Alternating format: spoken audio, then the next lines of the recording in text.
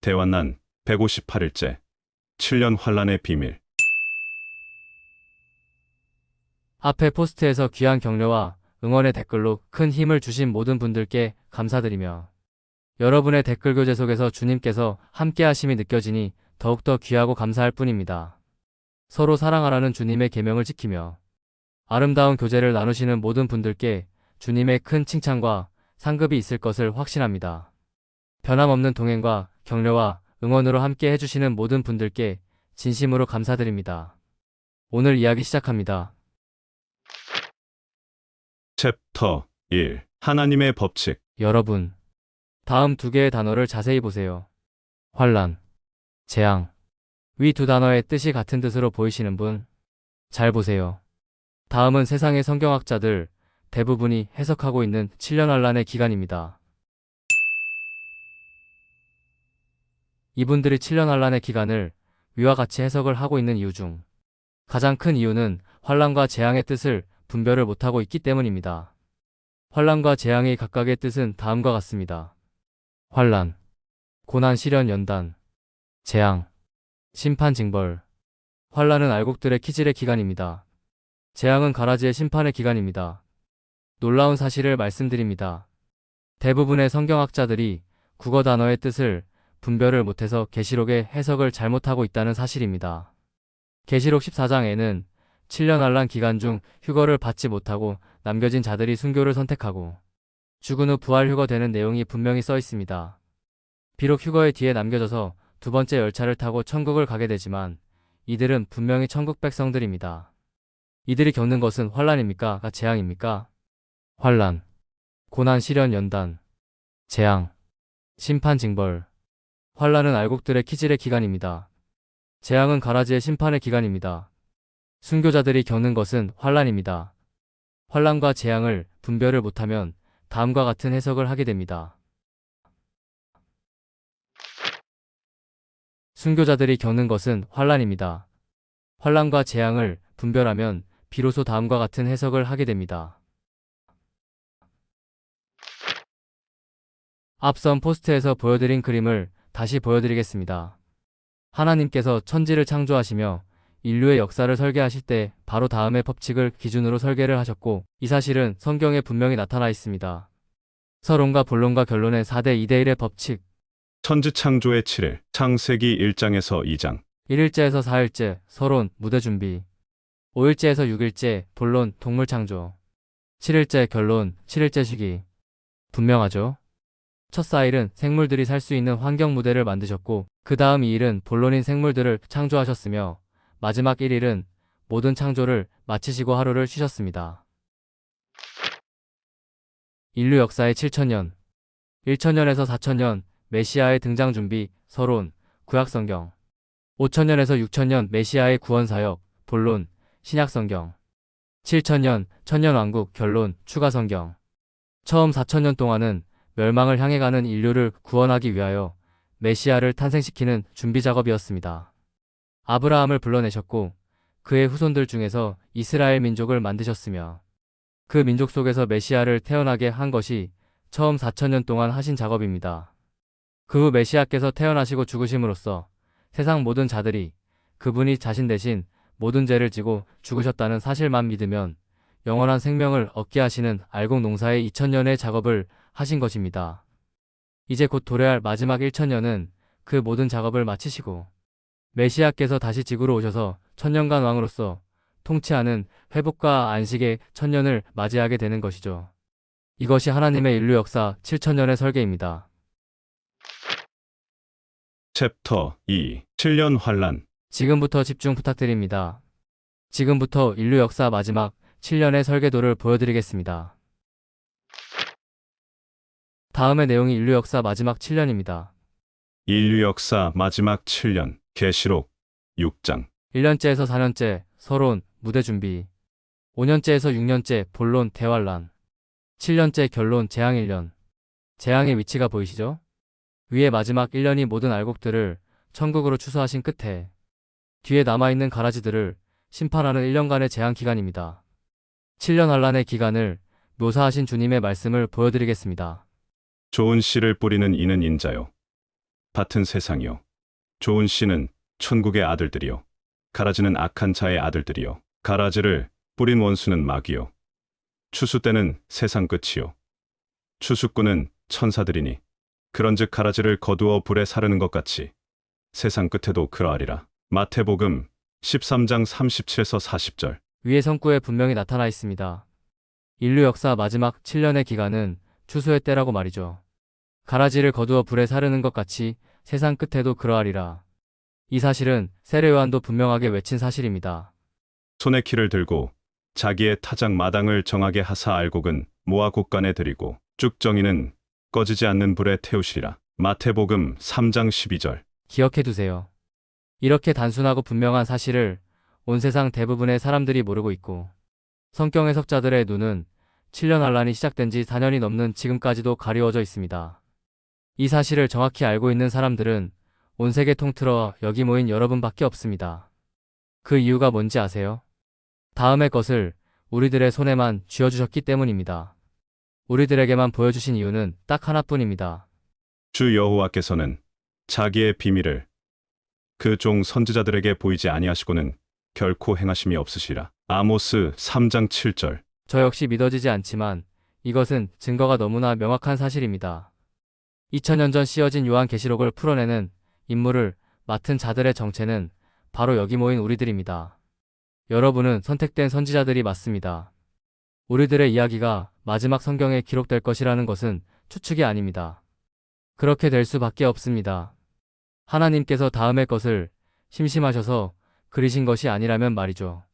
챕터 3. 일곱 나팔재앙. 이번에는 위의 7년 기간의 마지막 1년을 들여다보겠습니다. 1년간 부어지는 일곱 나팔재앙. 인류 역사 마지막 1년 계시록 8에서 9장. 첫 번째에서 네 번째 나팔. 서론 무대 준비. 다섯 번째 나팔부터 여섯 번째 나팔까지. 본론 원수 등장. 일곱 번째 나팔. 결론 원수 심판. 위의 재앙이 7년 환란의 마지막 1년간 부어져야 하는 이유가 있습니다. 순교를 선택하고 천국 백성이 될 순교자들이 순교 전에 저 재앙 속에 죽어버리면 지옥으로 바로 가버리게 되기 때문입니다. 일곱 나팔 재앙의 서론인 첫 4개의 나팔의 내용을 보여드리겠습니다. 첫째, 천사가 나팔을 부니 땅의 3분의 1이 타버리고 수목의 3분의 1도 타버리고, 둘째, 천사가 나팔을 부니 바다의 3분의 1이 피가 되고 바다 가운데 생명 가진 피조물들의 3분의 1이 죽고, 셋째, 천사가 나팔을 부니 강들의 3분의 1과 여러 물샘에 떨어지니, 넷째, 천사가 나팔을 부니 해 3분의 1과 달 3분의 1과 별들의 3분의 1이 타격을 받아 그 3분의 1이 어두워지니. 계시록 8장. 제가 왜 답답해하는지 아시겠나요? 천국 백성이 돼야 할 순교자들이 아직 땅에 있는데 위와 같은 재앙이 부어진다는 기존 학자들의 주장대로라면 하나님 아버지는 자신의 자녀들이 땅에 있는데도 불구하고 죽던지 말던지 개의치 않으시는 분이라는 소리가 되는 것입니다. 온 세상 성도들이 이런 바보 같은 선구 해석에 속고 있는 것입니다. 위 4개의 나팔 재앙이 끝난 후 등장하는 다섯 번째 나팔, 황충의 재앙과 여섯 번째 나팔, 이역마 병대의 재앙을 읽어보세요. 성경학자들이 얼마나 하나님의 뜻을 모르고 눈먼 해석들을 하고 있는지 놀라실 것입니다. 환란은 알곡을 가라지로부터 분리하기 위해 키지라는 것이 환란이고, 재앙은 남겨진 가라지들을 싹쓸이하는 것이 재앙입니다. 환란 키질, 고난 시련 연단, 재앙, 심판 징벌. 7년 환란의 기간이 알곡과 가라지를 분리하는 키질의 기간이라는 위의 도표를 그림으로 보여드리겠습니다. 키질. 보이시나요? 알곡을 분리해내는 것이 6년입니다. 분리된 가라지들을 불태우는 것이 1년입니다. 이것이 7년 환란입니다. 챕터 4. 일곱 대접재앙. 이번에는 위의 1년 기간의 마지막 70일 일곱 대접재앙 기간을 들여다보겠습니다. 인류 역사 마지막 70일. 계시록 16장. 첫 번째 대접부터 네 번째 대접까지. 서론 무대 준비. 다섯 번째 대접부터 여섯 번째 대접까지. 본론 원수 심판 진행. 일곱 번째 대접. 결론 원수 심판 완료. 일곱 나팔 재앙과 일곱 대접재앙을 나란히 보시겠습니다. 놀랍죠? 땅재앙, 바다재앙, 강재앙, 하늘재앙. 이 네 개의 재앙이 서론으로서 쌍둥이같이 배열되어 있습니다. 성경학자들의 계시록 해석이 주먹구구였다는 것이 위의 도표에서 분명하게 나타나게 되는 것입니다. 계시록의 내용은 철저하게 하나님께서 만드신 설계의 법칙대로 작성이 되어 있는 것입니다. 서론과 본론과 결론이 4대 2대 1의 법칙. 오늘 계시록 8에서 9장의 7 나팔재앙과 계시록 16장의 7 대접재앙을 잘 읽어보세요. 재미있는 사실을 깨닫게 되실 것입니다. 이 재앙들의 내용이 출애굽기에 나온 10개의 재앙의 판박이라는 사실을 말이죠. 예를 들어드립니다. 다음은 계시록 5번째 나팔의 황충메뚜기 재앙의 내용입니다. 그들에게 이르시되 땅의 풀이나 푸른 것이나 각종 수목은 해하지 말고 오직 이마에 하나님의 인침을 받지 아니한 사람들만 해하라. 계시록 9장 4절. 다음은 출애굽기의 메뚜기 재앙의 내용입니다. 메뚜기가 온 땅을 덮어 땅이 어둡게 되었으며 메뚜기가 우박에 상하지 아니한 밭의 채소와 나무 열매를 다 먹었으므로 애굽 온 땅에서 나무나 밭의 채소나 푸른 것은 남지 아니하였더라. 출애굽기 10장 15절. 위의 성구 속 관계도를 보여드리겠습니다. 계시록 9장 황충재앙. 그들에게 이르시되 땅의 풀이나 푸른 것이나 각종 수목은 해하지 말고 오직 이마에 하나님의 인침을 받지 아니한 사람들만 해하라. 계시록 9장 4절. 인침받지 못한 자, 벨세스, 인침받은 자. 출애굽기 10장 황충재앙. 메뚜기가 온 땅을 덮어 땅이 어둡게 되었으며 메뚜기가 우박에 상하지 아니한 밭의 채소와 나무 열매를 다 먹었으므로 애굽 온 땅에서 나무나 밭의 채소나 푸른 것은 남지 아니하였더라. 출애굽기 10장 15절. 이집트, 인침받지 못한 자, 벨세스, 이스라엘, 인침받은 자. 성경과 인류 역사가 얼마나 체계적이고 계획적으로 설계되어 있는지 이제 느껴지시죠? 성경은 하나님께서 쓰신 책이니 당연한 것이지만 말이죠. 챕터 5 3분의 1. 일곱 나팔 재앙과 일곱 대접 재앙의 다른 내용들도 출애굽기의 10개의 재앙과 아주 흡사한 모습을 보여주고 있습니다. 바다와 강이 피와 같이 변하는 재앙, 짐승의 나라가 어두워지는 재앙, 악한 종기로 고통받는 재앙. 이 모든 재앙들이 인류 역사 마지막 1년 동안 부어지는 것입니다. 이때 땅에는 두 부류만이 남아 있습니다. 이스라엘 백성, 벨세스, 타락천사들과 가라지들. 이스라엘 백성들은 보호를 받아 재앙을 받지 않지만 가라지들은 고스란히 일곱 나팔 재앙과 일곱 대접 재앙을 받게 됩니다. 이때의 지구 모습을 보여드리겠습니다. 위의 사실은 추측이 아닙니다. 이미 수천 년 전 성경에 예언을 해놓으신 내용이죠. 여호와가 말하노라. 이 온 땅에서 3분의 2는 멸망하고 3분의 1은 거기 남으리니 내가 그 3분의 1을 불 가운데에 던져 은같이 연단하며 금같이 시험할 것이라. 그들이 내 이름을 부르리니 내가 들을 것이며 나는 말하기를 이는 내 백성이라 할 것이요 그들은 말하기를 여호와는 내 하나님이시라 하리라. 스가랴 13장 8에서 9절. 이때 멀쩡한 땅의 3분의 1 지역을 보여드립니다. 이것이 인류 역사 마지막 1년 지구상에 남아있는 대륙의 모습입니다. 이 무대에서 수천 년 전 보호받는 이스라엘과 재앙을 받는 이집트 사건의 데칼코마니 사건인 일곱 나팔 재앙과 일곱 대접 재앙이 벌어지는 것입니다. 다음은 5번째 나팔 재앙의 내용입니다. 다섯째 천사가 나팔을 불매 내가 보니 하늘에서 땅에 떨어진 별 하나가 있는데 그가 무저갱의 열쇠를 받았더라. 그가 무저갱을 여니 그 구멍에서 큰 화덕의 연기 같은 연기가 올라오매 해와 공기가 그 구멍의 연기로 말미암아 어두워지며 또 황충이 연기 가운데로부터 땅 위에 나오매 그들이 땅에 있는 전갈의 권세와 같은 권세를 받았더라.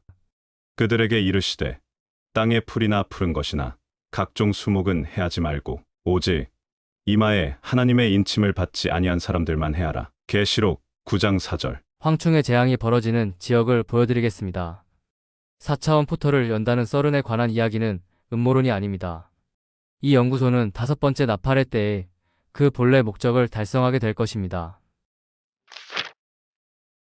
이야기를 하다 보니 또 오늘 하고자 하는 이야기에서 너무 벗어났지만 말이 나온 김에 총정리를 해보는 느낌으로 이야기를 해봤습니다. 지금부터 본론 들어갑니다.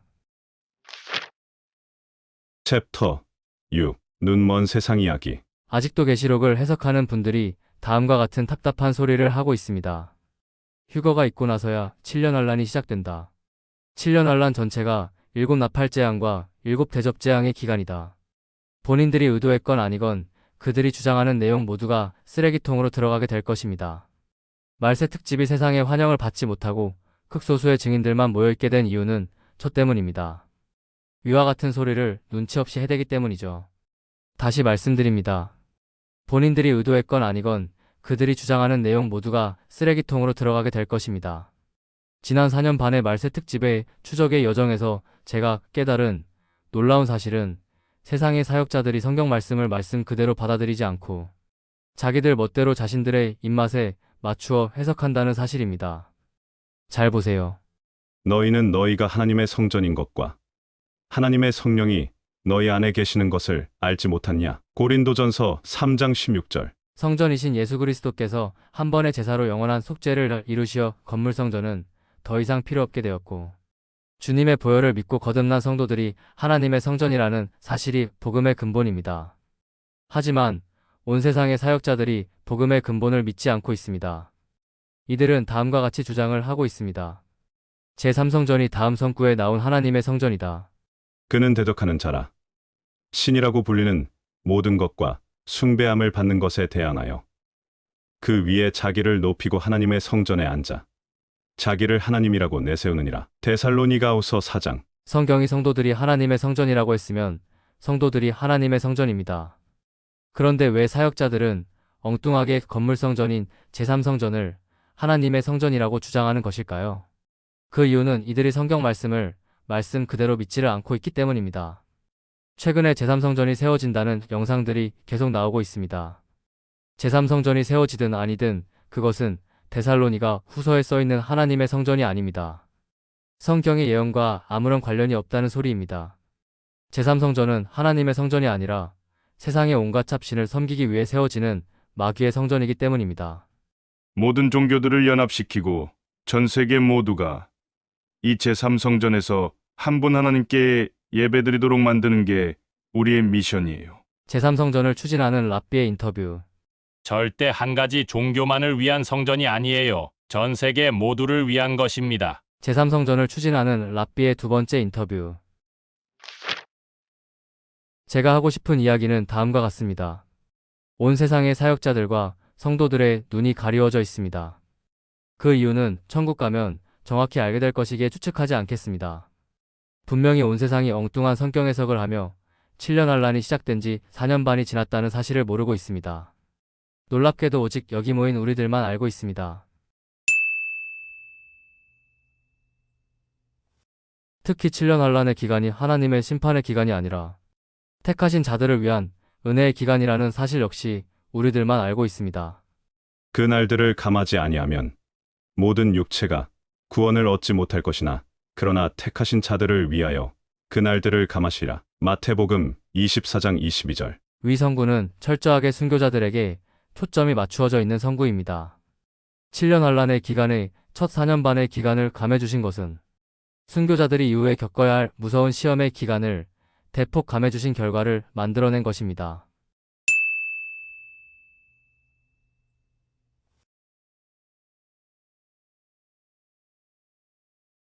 우리들의 이 외침은 철저하게 세상의 사역자들과 성도들에게 외면을 받고 있습니다. 놀랍죠? 아무리 외쳐도 듣지를 않습니다. 오히려 이단이라는 공격이나 하고 있지요.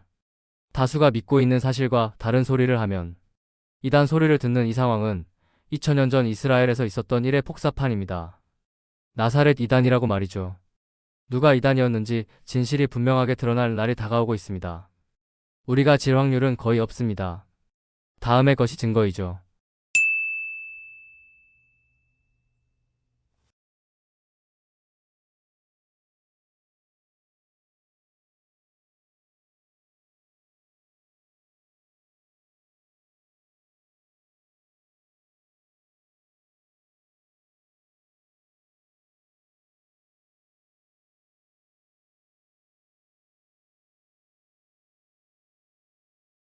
지난 4년 반 동안 진행한 말세 특집의 결론을 말씀드립니다. 온 세상이 눈과 귀가 멀어 있다입니다. 타임라인만 가리워져 있는 것이라면 문제가 없습니다. 복음만 제대로 믿고 있다면 천국 가는 것에는 문제가 없기 때문이죠. 정말 큰 문제는 많은 사람들이 복음에도 눈이 멀어 있다는 사실입니다. 하나님의 은혜로 구원받은 것은 맞다. 하지만 잘못 살면 구원은 취소된다. 잘못 살면 구원은 소멸된다. 그러니 열심히 거룩을 추구하고 죄를 짓지 말아야 천국을 갈 수 있다. 사람들은 위의 말이 얼마나 가증한 소리인지를 모르고 있습니다. 위의 말은 예수 그리스도의 보혈만으로는 구원을 받을 수 없다는 소리이기 때문입니다. 잘 보세요. 너희가 순종하는 자식처럼 전에 알지 못할 때에 따르던 너희 사욕을 본받지 말고 오직 너희를 부르신 거룩한 이처럼 너희도 모든 행실에 거룩한 자가 되라. 기록되었으되 내가 거룩하니 너희도 거룩할지어다 하셨느니라. 외모로 보시지 않고 각 사람의 행위대로 심판하시는 이를 너희가 아버지라 부른즉 너희가 나그네로 있을 때를 두려움으로 지내라. 베드로전서 1장 14에서 17절. 거룩. 세상과 구별되어 하나님의 성품을 담는 것. 너희도 모든 행실에 거룩한 자가 되라. 내가 거룩하니 너희도 거룩할지어다. 위의 말씀은 너무나 당연한 것입니다. 하나님의 자녀라면 당연히 거룩하게 살아야 하는 것이죠. 문제는 이러한 말씀들이 천국 가는 조건이 아닌데 이것을 천국 가는 조건이라면서 다음과 같은 주장을 하는 사람들이 문제인 것입니다. 하나님의 은혜로 구원받은 것은 맞다. 하지만 잘못 살면 구원은 취소된다. 잘못 살면 구원은 소멸된다. 그러니 열심히 거룩을 추구하고 죄를 짓지 말아야 천국을 갈 수 있다. 하나님의 은혜로 구원받은 것은 맞다. 이것은 진실입니다. 열심히 거룩을 추구하고 죄를 짓지 말아야 천국을 갈 수 있다. 하지만 이것은 거짓말입니다. 진실의 거짓을 살짝 섞어 속이는 것. 이것이 바로 사탄이 하는 짓이며 위의 주장은 사탄이 변개한 가짜 복음인 것입니다. 아니 애초에 이 상반된 두 주장을 한 입으로 하는 것 자체가 말이 안 되는 것입니다. 하나님의 은혜로 구원받은 것은 맞다. 그러나 열심히 거룩을 추구하고 죄를 짓지 말아야 천국을 갈 수 있다. 열심히 거룩한 행실을 지켜야만 천국 갈 수 있는 거라면 애초에 구원은 하나님의 은혜가 아닌 것입니다. 위의 소리를 하는 자들은 모두 말장난을 하고 있는 것이라는 소리입니다. 놀랍게도 말 같지도 않은 저 주장에 사람들이 홀딱 속고 있습니다. 위의 주장을 하는 사람들과 위의 주장을 믿고 따르는 사람들이 뒤에 남게 될 것이라는 말은 추측이 아닌 것입니다. 잘 보세요. 예수 그리스도의 몸을 단번에 들이심으로 말미암아 우리가 거룩함을 얻었노라. 히브리서 10장 10절. 하나님의 자녀는 주님의 보혈 덕분에 이미 하나님 앞에서 거룩한 사람이 된 것입니다. 죄를 안 지으려 노력해도 죄를 지으며 괴로워하는 죄인들이 주님의 보혈로 덮이는 순간 하나님의 눈에는 의로운 자로 보이게 되어 천국을 가게 된다. 우리 대신 흘려주신 주님의 보혈 덕에 더러운 죄인들이 값없이 천국에 가게 되는 것. 이것이 복음입니다. 너의 모든 죄값을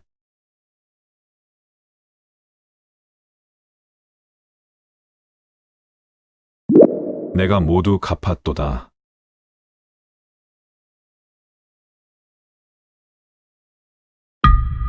주님 덕분에 거룩하게 되어 천국행 티켓을 손에 쥐게 된 죄인들이니 당연히 앞으로는 거룩한 자세로 살아가라는 권면이 베드로 사도가 한 말의 정체인 것입니다.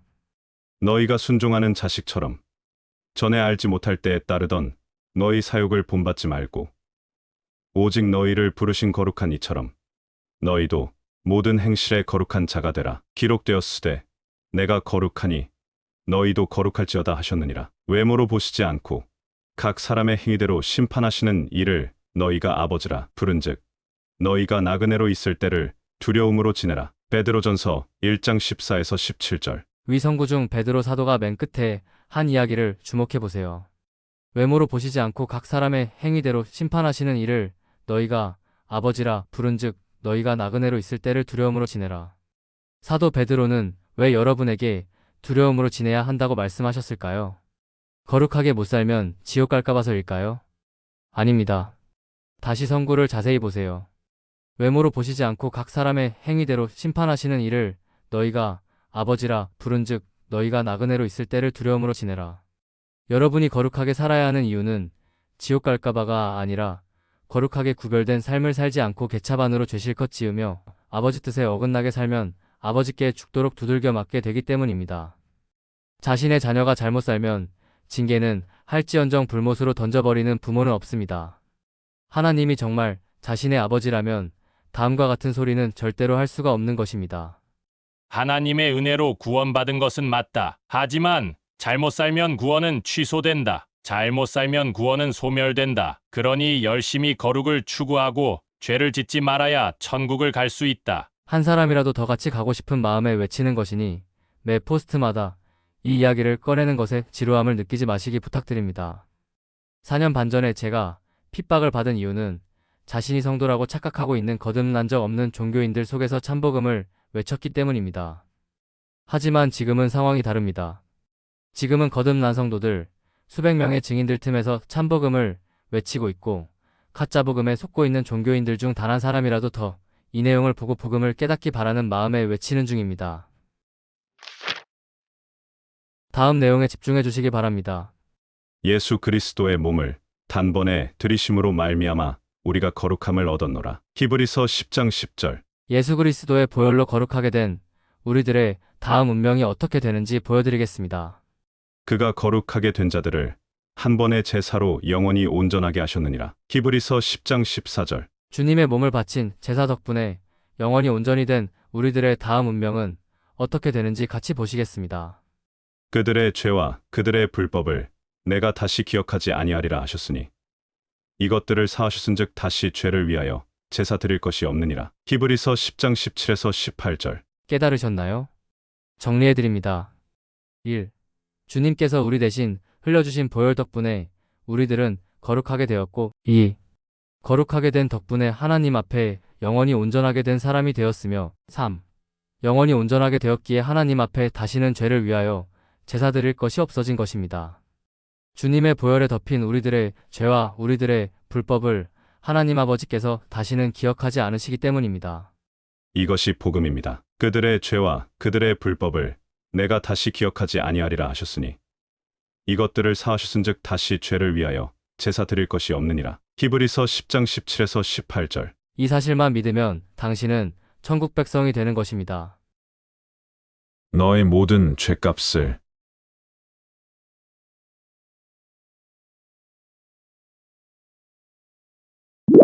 내가 모두 갚았도다. 다시 말씀드립니다.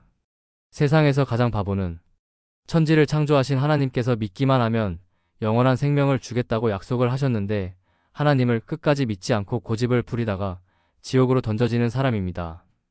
내 아버지의 뜻은 아들을 보고 믿는 자마다 영원한 생명을 얻는 이것이니 마지막 날에 내가 이를 다시 살리리라. 요한복음 6장 40절. 믿으면 영원한 생명을 얻고 후손들을 다스리는 영원한 왕이 됩니다. 너는 너의 후손들의 왕이 될 것이다. 믿지 않으면 마귀들과 함께 영원히 고통받는 지옥 불못으로 던져집니다. 다시 말씀드립니다. 세상에서 가장 바보는 천지를 창조하신 하나님께서 믿기만 하면 영원한 생명을 주겠다고 약속을 하셨는데 하나님을 끝까지 믿지 않고 고집을 부리다가 지옥으로 던져지는 사람입니다. 챕터 7. 시간이 없습니다. 트럼프 대통령이 다음과 같이 외치고 있습니다. 미국의 보호를 원하면 돈을 내라. 미국의 까부는 자들은 세금을 더 내라. 그린란드는 우리 것이다. 캐나다는 미국의 51제주. 가자지구는 미국이 소유하겠다. 위의 정책을 한 단어로 다음과 같이 부릅니다. 교만. 이것은 다음 성구의 성취입니다. 그가 마음에 말하기를 나는 여왕으로 앉은 자요 과부가 아니라 결단코 애통함을 당하지 아니하리라 하니 그러므로 하루 동안에 그 재앙들이 이르리니 곧 사망과 애통함과 흉년이라. 그가 또한 불에 살라지리니 그를 심판하시는 주 하나님은 강하신 자이심이라. 계시록 18장 4절 7에서 8절. 트럼프 대통령이 다음과 같이 외치고 있습니다. 오늘 백악관에서 매우 의미 있는 회담을 가졌습니다. 저는 우크라이나의 젤렌스키 대통령이 평화에 준비되지 않았다고 판단했습니다. 저는 평화를 원합니다. 그는 미국의 소중한 집무실을 모독했습니다. 그는 평화를 위해 준비가 되었을 때 다시 올 수 있습니다. 미국이 러시아와 우크라이나 전쟁을 종식시키려 하는 이것은 다음 선구의 성취입니다. 그들이 평안하다, 안전하다 할 그때 임신한 여자에게 해산의 고통이 임한 것 같이 멸망이 호련히 그들에게 이르리니 결코 피하지 못하리라. 데살로니가전서 5장 3절. 모든 상황이 다음 선구의 성취를 향해 달려가고 있습니다.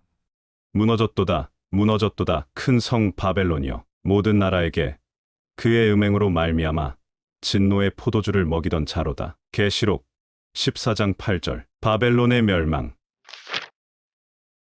2000년 전 주님께서 다음과 같이 말씀하셨습니다. 내가 너희에게 이르노니 이 유월절이 하나님의 나라에서 이루기까지 다시 먹지 아니하리라. 누가복음 22장 16절.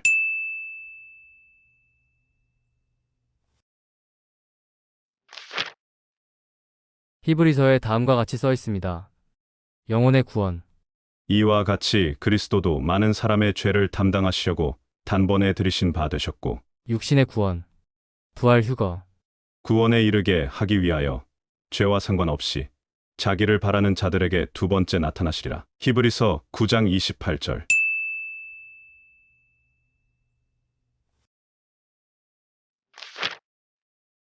이집트 탈출의 첫 유월절과 십자가의 첫 유월절이 짝이고 가나안 땅에서의 첫 유월절과 하나님 나라의 첫 유월절이 짝입니다. 인류 역사 6000년 중 제한 기간을 빼면 유월절은 두 번 남아 있습니다. 두 개의 유월절 중 한 달 후로 다가온 유월절이 그날일지 저는 모릅니다. 하지만 분명한 사실이 있습니다. 가라지들을 위한 마지막 1년을 빼면 앞으로의 은혜의 시간은 1년 7개월 남았고 이 1년 7개월 사이에 다음의 모든 사건이 벌어져야 합니다. 0. 휴거. 1. 미국의 멸망. 2. 이스라엘의 멸망. 3. 짐승의 권세 시작. 4. 두 증인의 출현. 5. 이스라엘의 도망의 기간. 6. 짐승의 우상과 짐승의 표의 진행. 7. 남은 자들의 순교. 8. 순교자들의 부활 휴거. 다음 달로 다가온 유월절이 아무 일이 없이 지나간다 해도 남은 시간과 벌어져야 할 사건으로 봤을 때 우리들이 기다리는 그날은 정말로 코앞으로 다가왔습니다. 깨어있는 자는 데려감을 받을 것이고 깨어있지 않고 세상을 바라보고 사랑하는 모든 자들이 뒤에 남게 될 것입니다. 저는 이곳에 모인 여러분 모두가 깨어있다고 확신합니다. 깨어있지 않다면 굳이 말세 특집을 보려고 하지 않을 테니까요. 세상을 즐기고 싶은 사람은 말세 특집에서 외치는 세상이 끝났다는 소리는 괴롭게 들릴 뿐이기 때문입니다. 그래서 깨어있는 여러분께 질문드립니다. 지금 여러분이 해야 할 가장 중요한 일이 무엇일까요? 다음 챕터는 여러분이 해야 할 가장 중요한 일에 대한 이야기입니다. 챕터 8. 제사장들에게. 이제 얼마 남지 않은 기간 동안 우리가 집중해야 할 너무나 중요한 내용이기 때문에 다시 함께 복습하기 위해 게재하는 것입니다. 절대로 천국을 당신 혼자 갈 생각을 하지 마시기 바랍니다. 여러분 한 명 한 명이 제2의 아브라함, 제2의 노아, 제2의 라합이들 주인공들이기 때문입니다. 운 좋게 하나님의 자녀와 한 가족이 되는 행운을 받은 당신의 가족 이야기 시작합니다. 여러분 모두가 왕이자 제사장으로 선택된 천국 백성들임을 잊지 마십시오. 너희는 택하신 족속이요 왕 같은 제사장들이요 거룩한 나라요 그의 소유가 된 백성이니 이는 너희를 어두운 데서 불러내어 그의 기이한 빛에 들어가게 하신 이의 아름다운 덕을 선포하게 하려 하심이라. 베드로전서 2장 9절. 위 성구 외에도 우리들이 제사장이라는 사실을 증명하는 성구는 여러 개가 있습니다. 구약시대 제사장들의 역할이 무엇이었지요? 바로 하나님과 이스라엘 백성들의 사이에서 중재를 하는 중재자의 역할이었습니다. 거듭난 당신은 그냥 평범한 한 명의 인간이 아니라 하나님과 당신의 가족 사이의 중재자 역할을 할 수 있는 어마어마한 능력을 소유한 사람이라는 소리입니다. 다음 성구를 잘 보세요. 내가 너희에게 말하노니 무엇이든지 기도하고 구하는 것은 받은 줄로 믿으라. 그리하면 너희에게 그대로 되리라. 마가복음 11장 24절. 위 성구 속에는 예외 조항이 없습니다. 내가 너희에게 말하노니 무엇이든지 기도하고 구하는 것은 받은 줄로 믿으라. 그리하면 너희에게 그대로 되리라. 마가복음 11장 24절. 분명히 무엇이든지라고 하셨을 뿐 너희 가족은 예외야라는 말씀은 써 있지 않습니다. 실수를 하지 않으시는 주님께서 어떤 예외 조항도 넣지 않으신 채 무엇이든지 기도하고 구한 것을 받은 줄로 믿으면 그대로 될 것이라는 말씀을 하셨습니다. 주님은 실수도 농담도 하신 것이 아닌 진실을 말씀하신 것이란 소리입니다. 왕같은 제사장으로 선택된 사람들이 위에 주님의 약속을 믿고 기도한다면 어떤 일이 벌어질지 상상해 보십시오. 주님의 말씀이 성취될 것을 믿는 사람에게는 위의 선구가 반드시 이루어질 것입니다. 집중 바랍니다.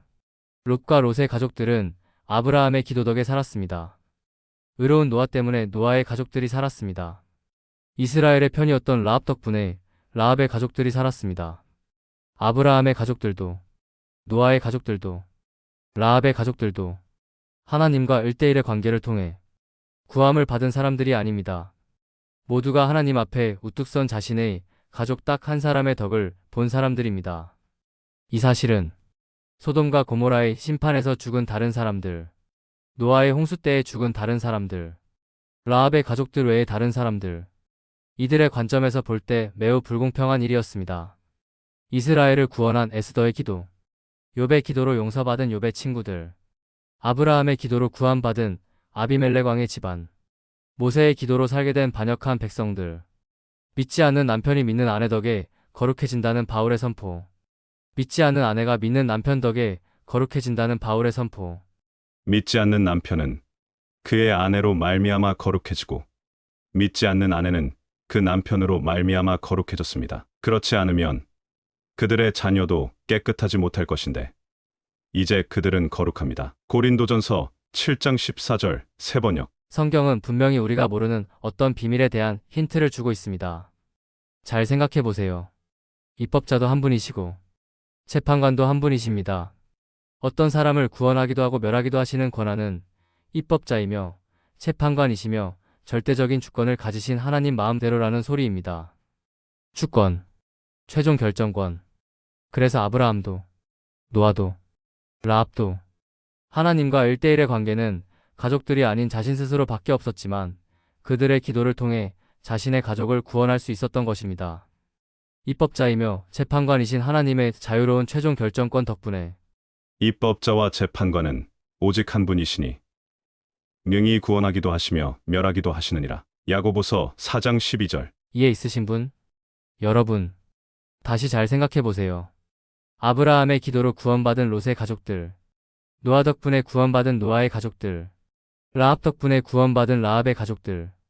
위 사람들의 에피소드는 소돔과 고모라의 심판에서 죽은 다른 사람들, 노아의 홍수 때에 죽은 다른 사람들, 라합의 가족들이 아니라서 죽은 다른 사람들. 이들의 관점에서 볼 때는 매우 불공평한 일이었습니다. 뒤에 남아 죽음을 겪게 된 이 모든 사람들도 아브라함과 같은 가족, 노아와 같은 가족, 라합과 같은 가족만 있었으면 하나님의 주권을 통해 살 수 있었다는 소리가 되기 때문이죠. 맞지요? 하나님께서 아브라함과 노아의 가족들에 대해서 다른 사람들에게는 불공평하기만 한 하나님 마음대로 결정하신 상황에 대해서 불만을 토할 자신 있는 사람 손들어 보세요. 그분들께 말씀드립니다. 이 사람아, 내가 누구이기에 감히 하나님께 반문하느냐? 지음을 받은 물건이 지은 자에게 어찌 나를 이같이 만들었느냐 말하겠느냐? 토기장이가 진을 칸덩이로 하나는 귀 있을 그릇을 하나는 천 있을 그릇을 만들 권한이 없느냐? 로마서 9장 20에서 21절. 지금부터 더욱 집중해 주시기 바랍니다. 아직도 제 말에 이해가 있는 분들은 다음 선구가 무슨 뜻인지 설명해 보십시오. 임금이 종들에게 이르되 혼인 잔치는 준비되었으나 청한 사람들은 합당하지 아니하니 예거리 길에 가서 사람을 만나는 대로 혼인 잔치에 청하여 오라 한데 종들이 길에 나가 악한 자나 선한 자나 만나는 대로 모두 데려오니 혼인 잔치에 손님들이 가득한 자. 마태복음 22장 7에서 10절. 위 선구 속에 등장하는 초대를 거절한 자들 때문에 왕께서 화가 나신 덕분에 악한 자와 선한 자나 만나는 대로 종들에 의해 끌려옴을 당한 자들의 정체는 무엇이죠? 이 사람들은 분명히 초대를 받아오게 된 사람들이 아니며 스스로의 발로 찾아온 사람들이 아닌 하나님의 종들에 의해 강제적으로 닥치는 대로 끌려온 사람들입니다. 이들의 정체가 무엇이냐고요? 아닌데 만나는 대로 혼인잔치에 청하여 오라라고 했으니 아무튼 청함받은 것은 맞잖아. 라고 생각하시는 분은 다음 내용을 보세요. 종이 돌아와 주인에게 그대로 고하니 이에 집주인이 노하여 그 종에게 이르되 빨리 시내의 거리와 골목으로 나가서 가난한 자들과 몸 불편한 자들과 맹인들과 저는 자들을 데려오라 하니라. 종이 이르되 주인이여 명하신 대로 하였으되 아직도 자리가 있나이다. 주인이 종에게 이르되 길과 산울타리 가로 나가서 사람을 강권하여 데려다가 내 집을 채우라. 내가 너희에게 말하노니 전에 청하였던 그 사람들은 하나도 내 잔치를 맛보지 못하리라 하였다 하시니라. 누가복음 14장 21에서 24절. 강권하여 데려오다. 원한 적 없는 사람을 억지로 데려오다. 위 성구 속에 등장하는 빈자리를 채우기 위해서 원한 적이 없는데도 불구하고 억지로 끌려와서 채워짐을 받은 사람들의 정체는 무엇일까요? 잘 보세요. 위에 두 가지 성구 속에 운 좋은 사람들이 잔치에 참석할 수 있었던 이유는 딱 하나뿐입니다. 오로지 하나님께서 강제로 끌고 오라고 시켜보낸 종과 마주친 인연 덕분입니다. 이 사람들은 하나님의 종과 마주친 인연이 없는 모든 사람들은 뒤에 남겨둔 채 하나님의 종과 마주친 인연 그것 하나 덕분에 잔치에 참여하게 된 것입니다. 제 이야기에 억지가 있나요? 저는 분명히 성경에 써있는 성구 내용 그대로 설명드리는 중입니다. 개역 개정. 사람을 강권하여 데려다가 내 집을 채우라. 세번역. 사람들을 억지로라도 데려다가 내 집을 채워라. 여러분 잘 생각해 보세요. 위의 두 가지 에피소드 속에는 분명히 불공평이 존재합니다. 임금이 보낸 임금의 종과 마주친 사람들이 강제로 혼인잔치에 참석하게 되었다는 이야기 속에는 종과 마주치지 못한 사람들은 혼인잔치에 참석 못한다는 불공평이 존재하고 있는 것입니다. 임금의 정체가 하나님이시고 종들의 정체는 바로 여러분입니다. 맞지요? 그렇다면 하나님의 종들을 만난 덕분에 강제로 끌려와서 잔치에 참석하게 된 사람들은 누구의 비유일까요? 이 질문의 답은 주인에게 억지로라도 사람을 데려와서 잔치 자리를 채우라는 명을 받은 종들이 누구를 억지로 데려왔을까를 생각해보면 바로 답이 나옵니다. 위 성구속 주인은 아무나 만나는 대로 끌고 오라고 했지만 종들은 전혀 모르는 사람을 데려올 리가 없습니다. 자신이 사랑하고 좋아하는 사람들이 수두룩한데 이렇게 좋은 잔치 자리에 모르는 사람을 끌고 올 리가 만무한 것입니다. 주인이 종에게 이르되 길과 산울타리 가로 나가서 사람을 강권하여 데려다가 내 집을 채우라. 누가복음 14장 23절. 끌려온 사람들이 잔치에 참석하게 된 이후에 이 사람들이 뭔가 했거나 잘한 것은 단 한 개도 없습니다. 이 사람들은 종들에 의해 억지로 끌려와서 잔치에 참석했다니까요. 이들은 단지 이 잔치의 주최자인 주인의 권한으로 예외사항이 발생한 덕을 본 것입니다. 이것은 당연한 것입니다. 잔치에 참석할 사람을 결정하는 권한은 그 누구도 아닌 주인에게만 있기 때문입니다. 잔치의 주인의 이런 예외적인 결정에 불공평하다고 이의를 제기하는 사람은 다음과 같은 소리를 듣게 되는 것이죠. 당신이 뭔데? 네가 잔치에 뭔 권한이 있어서 따지니? 이해 있으신 분? 잔치에 누가 참석할지를 결정하는 것은 주인의 마음대로입니다. 잘 생각해 보세요. 당신은 잔치의 주인이신 하나님의 자녀입니다. 당신은 잔치의 주인이신 하나님의 제사장입니다. 당신은 잔치의 주인이신 하나님의 종입니다. 당신은 수천 년의 비밀을 공개받으며 이 자리에 부름받은 선지자입니다. 이 모든 조건에 더해서 당신은 하나님께 다음의 약속을 받은 사람입니다. 내가 너희에게 말하노니 무엇이든지 기도하고 구하는 것은 받은 줄로 믿으라. 그리하면 너희에게 그대로 되리라. 마가복음 11장 24절. 질문 드립니다. 하나님의 종이자 하나님의 자녀 여러분, 하나님의 강권으로 모든 사람을 초대 중이며 원한 적도 없는 자들까지 종들에 의해 억지로 끌려오는 잔치자리 앞에서 당신에게 불가능한 게 뭐죠? 주 예수를 믿으라. 그리하면 너와 내 집이 구원을 받으리라. 사도행전 16장 31절. 아브라함의 가족들도, 노아의 가족들도, 라합의 가족들도 하나님과 1대1의 관계를 통해 구함을 받은 사람들이 아닙니다. 모두가 하나님 앞에 우뚝 선 자신의 가족 딱 한 사람의 덕을 본 사람들입니다. 이번에는 당신 차례입니다. 주인이 종에게 이르되 길과 산울타리 가로 나가서 사람을 강권하여 데려다가 내 집을 채우라. 누가복음 14장 23절. 남은 기간, 당신의 온 가족들에게 하나님 아버지의 은혜와 축복이 있기를 기원하는 아브라함, 노아, 라합과 같은 마음의 기도 속에 집중하는 당신이 되시기를 바랍니다. 챕터 9. 같이 갑시다. 시간이 다 되어갑니다. 곧 모든 것이 무너지고 온 세상의 많은 사람들이 사라질 것입니다. 하나님을 만날 준비가 되어 있지 않던 모든 사람들이 앞으로 2년 7개월 내로 단 한 사람도 빠짐없이 죽어서 지옥이 확정될 것입니다. 제 이야기의 증거를 보여드립니다.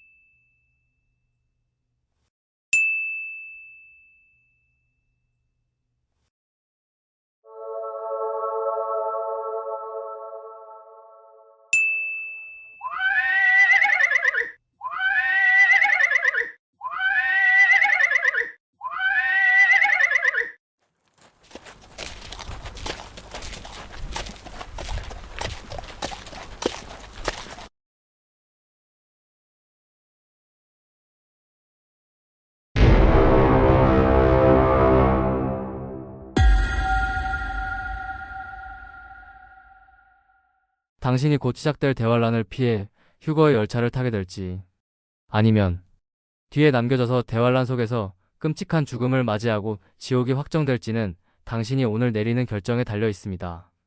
곧 시작될 대환란을 피해 휴거 열차에 올라타고 싶으신 분들만 다음 포스트 4편을 오늘 당장 읽으시기 바랍니다. 당신이 집중해서 제 안내대로만 따라주신다면 당신은 오늘 당장 대환란을 피해 휴거 열차에 올라타는 천국 백성이 될 것입니다. 이 4편의 포스트가 당신의 영원한 운명을 완전히 바꾸어 놓을 것입니다. 시간이 없습니다. 서두르시기 바랍니다. 곧 마감 시간이 끝날 것입니다. 확실합니다. 복음의 비밀 파트 1, 복음의 비밀 파트 2, 복음의 비밀 파트 3, 위대한 프로포즈. 대환란 158일째 7년 환란의 비밀 The End.